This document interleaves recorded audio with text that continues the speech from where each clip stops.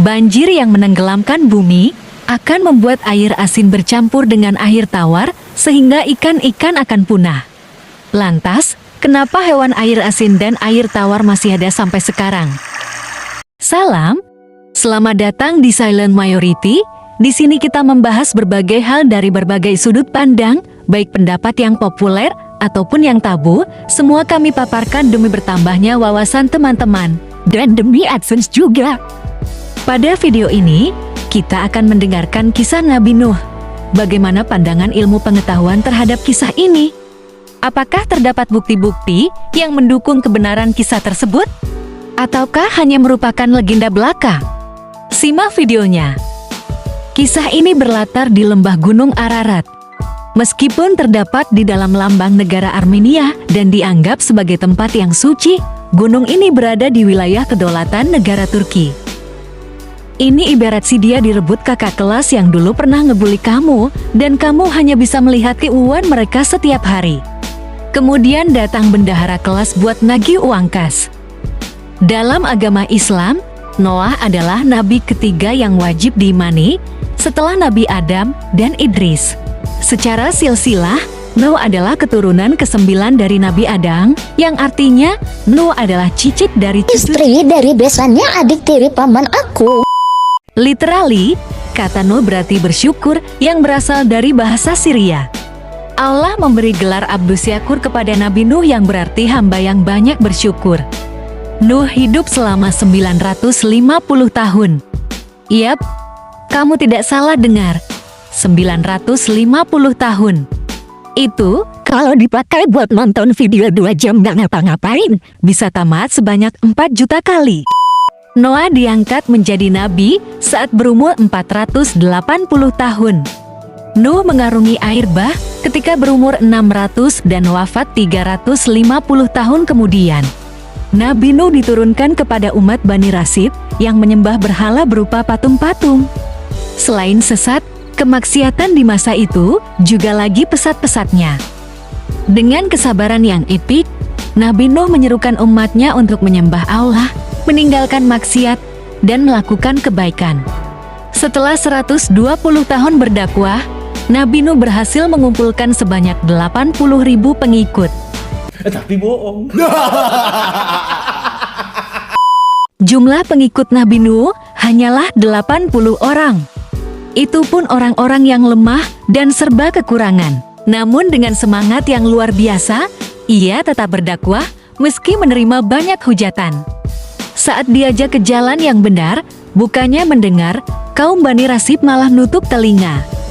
Pengikut Nabi Nuh yang lemah dan miskin bahkan sampai diusir oleh para penguasa dan orang-orang kaya yang tak sudi berteman dengan rakyat jelata. Selain mengusir, Bani Rasib juga menantang untuk mendatangkan azab yang selalu disampaikan oleh Nuh. Mereka berkata, "Hai Nuh, sesungguhnya kamu telah berbantah dengan kami, dan kamu telah memperpanjang bantahanmu terhadap kami. Maka, datangkanlah kepada kami azab yang kamu ancamkan kepada kami, jika kamu termasuk orang-orang yang benar." Nuh lalu menjelaskan bahwasanya azab itu hanya bisa didatangkan oleh Allah. Lalu Allah meminta Nuh untuk tak bersedih dan tetap teguh pada pendirian. Nuh lalu meminta kepada Allah supaya diberikan hukuman pada orang-orang tersebut. Kemudian, Allah memerintahkan Nuh untuk membuat sebuah bahtera untuk orang-orang yang beriman, beserta setiap pasang hewan. Dalam kitab Kejadian, Tuhan menyuruh Nuh membuat bahtera itu sepanjang 300 hasta, selebar 50 hasta, dan setinggi 30 hasta.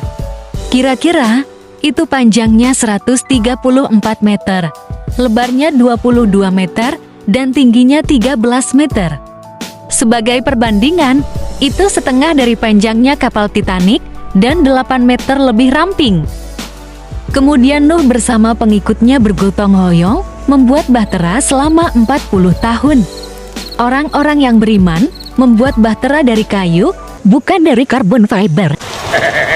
Kerja keras Nabi Nuh ini mendapat cemoohan dari Bani Rasib. Bahkan bahtera tersebut dijadikan tempat pup. Bahtera menjadi penuh dengan pup. Bertahun-tahun dijadikan toilet umum, Nabi Nuh tidak melakukan perlawanan atau menutup akses ke Bahtera, tetapi hanya berserah diri kepada Allah, tempat untuk mencari pertolongan. Ketika semua manusia berkolaborasi untuk mengotori Bahtera Nuh, Tuhan yang Maha Cerdas memiliki rencana yang lebih sempurna. Awalnya, seorang tunanetra tergelincir, dia jatuh ke tumpukan pup. Kemudian tak disangka, pria itu sembuh hingga bisa melihat kembali. Kabar itu viral sampai ke pelosok negeri, Dan FYP di TikTok sampai diliput ribuan cabang Armenia dan masuk grup WhatsApp setiap keluarga.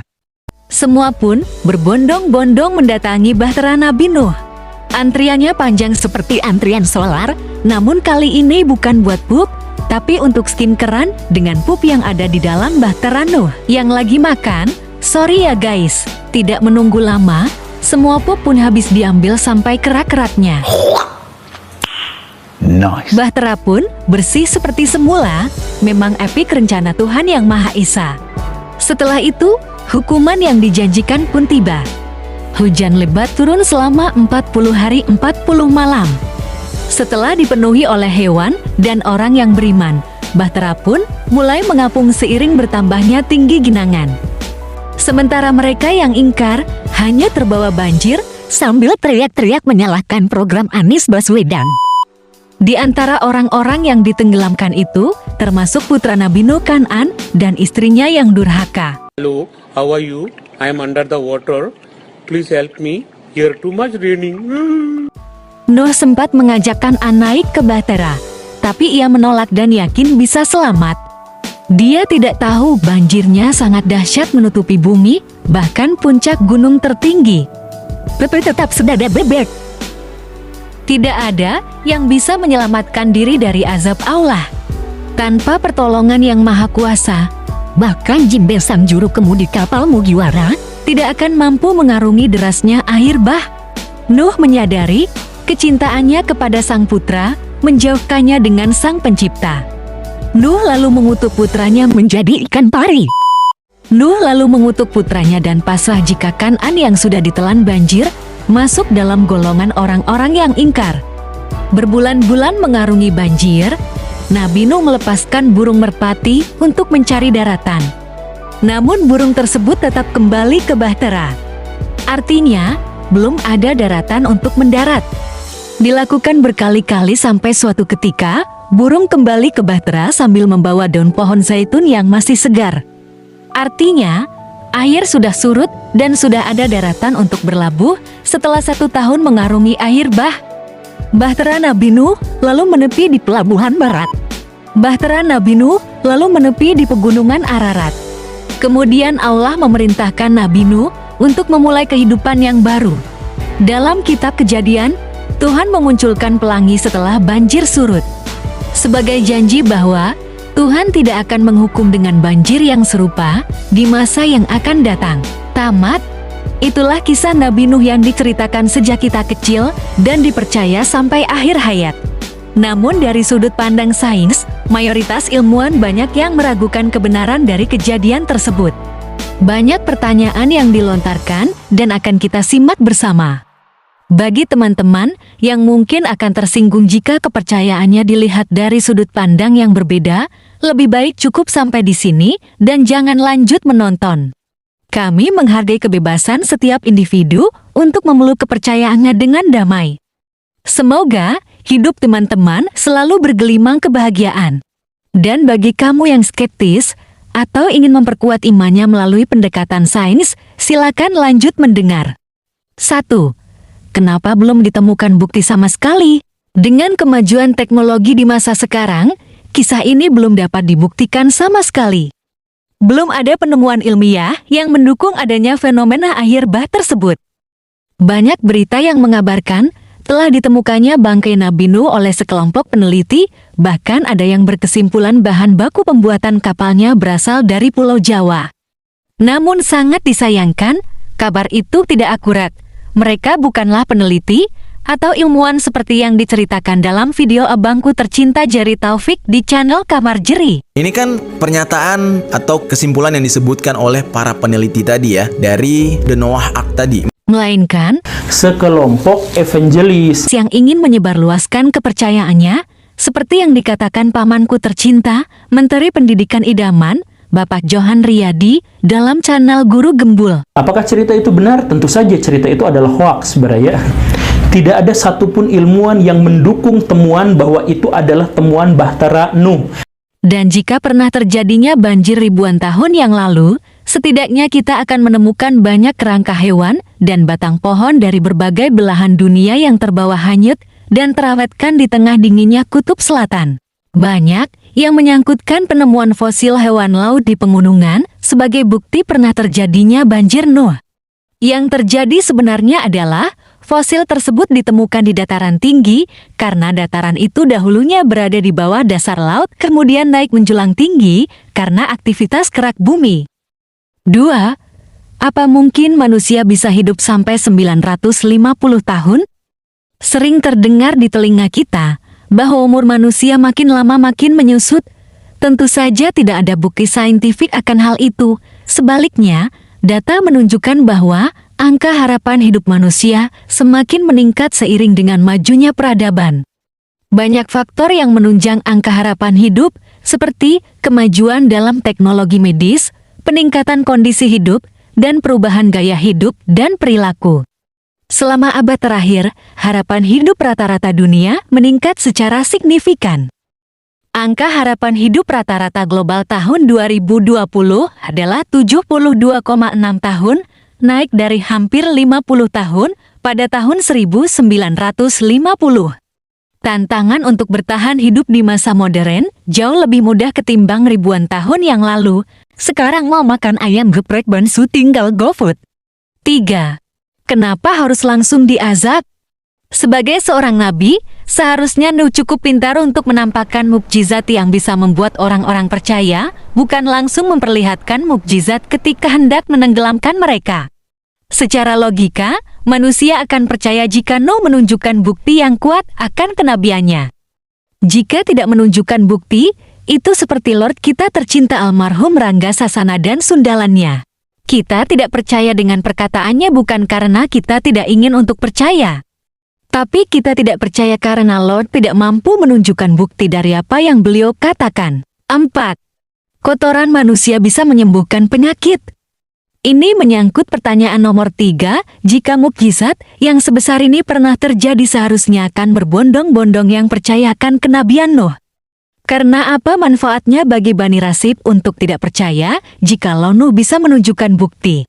Seandainya Lord Rangga beneran memiliki rudal nuklir, semua pemimpin beneran tunduk kepada beliau, Ukraina dan Rusia berhenti berperang karena Putin tunduk pada beliau, apakah kamu tetap akan menganggap Lord Rangga sebagai pelawak?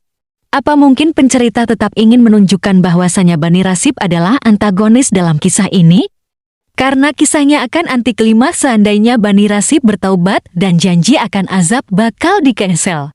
Secara saintifik tidak ada bukti ilmiah yang mendukung anggapan bahwa kotoran manusia dapat menyembuhkan penyakit. Bahkan kotoran manusia dapat mengandung bakteri dan parasit yang berbahaya yang dapat menyebabkan penyakit jika terkena tubuh atau ditelan. 5. Kenapa mirip dengan banjir di cerita Gilgamesh? 6. Kenapa harus dengan cara banjir besar? Kenapa bayi yang tidak bersalah juga ikut jadi korban? Kenapa binatang yang tidak naik bahtera harus mati? Jika ingin membasmi mereka yang ingkar, bukankah lebih baik seperti yang dilakukan Thanos? Kemudian membuat bayi dan anak-anak atau dewasa dengan kekuatan buah iblis milik Shinobu, atau buah iblis milik Julri Boni? Atau orang yang ingkar dicuci saja sampai hatinya bersih dengan kekuatan buah iblis milik Menek Suru? 7. Bagaimana Nuh mengumpulkan hewan dari seluruh penjuru dunia? Bagaimana penguin dan beruang kutub mencapai ke Timur Tengah? Bagaimana kanguru dan koala dari Australia berenang ke Armenia? Secara saintifik, tidak mungkin bagi Nuh untuk mengumpulkan setiap pasang jenis hewan di dunia. Di bumi ini diperkirakan ada sekitar 8,7 juta jenis hewan yang berbeda-beda di setiap penjuru dunia. Ada yang bari benua yang besar, sampai pulau-pulau yang belum terjamah manusia. 8. Bagaimana Nuh menjinakkan setiap jenis binatang buas? 9. Bagaimana dengan mikroba? Peneliti memperkirakan ada 1 triliun spesies mikroba di bumi. Jumlah tersebut jauh lebih banyak daripada estimasi jumlah bintang di galaksi Bima Sakti. Memang ada beberapa mikroba yang bisa beradaptasi dengan keadaan tersebut, tapi bagaimana dengan mayoritas lainnya? Apa mungkin di dalam perahu, Nuh punya laboratorium raksasa dan setidaknya 1 triliun cawan petri untuk menampung setiap spesies mikroba? 10. Bagaimana bahtera yang jauh dari kata ideal itu membawa muatan sebanyak itu? Bahtera Nuh hanya setengah dari panjang Titanic, dan dibuat dengan wawasan orang ribuan tahun yang lalu. Kapal kayu terbesar yang pernah tercatat dalam sejarah yaitu kapal Wyoming, dibangun dengan teknologi yang lumayan maju di tahun 1909. Kapal ini harus tenggelam karena tidak mampu mengarungi ombak ganas di tahun 1924. Untuk lebih jelasnya, nonton video ini kalau kamu penasaran seberapa besar seharusnya bahtera Nuh harus dibangun. 11. Dari mana sumber airnya? Para ilmuwan mengatakan bahwasanya mustahil untuk terjadinya banjir dunia yang dapat menenggelamkan puncak tertinggi bumi. Tidak cukup air di planet bumi untuk mencapai setinggi itu. Total air di bumi diperkirakan sekitar 1.386 miliar kilometer kubik dan total luas daratan bumi adalah sekitar 148,9 juta kilometer persegi. Jika semua air di bumi tersebar merata di atas permukaan daratan, maka air tersebut akan menutupi daratan dengan kedalaman sekitar 9,1 meter. Masih kurang 8 kilometer lagi untuk menutupi seluruh bumi. 12. Kenapa hewan air tidak punah? Jika ribuan tahun yang lalu pernah terjadi banjir yang menutupi seluruh isi bumi, maka bercampurnya air laut yang asin dan air hujan sebanyak itu selama 1 tahun akan memusnahkan jutaan spesies ikan dan hewan akuatik. Lantas, kenapa hewan air asin dan air tawar masih ada sampai sekarang? Meskipun ada yang berpendapat bahwa banjir Nuh tidak menenggelamkan bumi, tapi hanya untuk Bani Rasib yang hidup di sekitaran Gunung Ararat, tetap saja tidak sedikit air yang dibutuhkan untuk menenggelamkan gunung setinggi 5 km itu. Air tetap akan menutupi seluruh peradaban dunia, kecuali beberapa puncak pegunungan seperti Himalaya, Andes, dan Kilimanjaro. 13.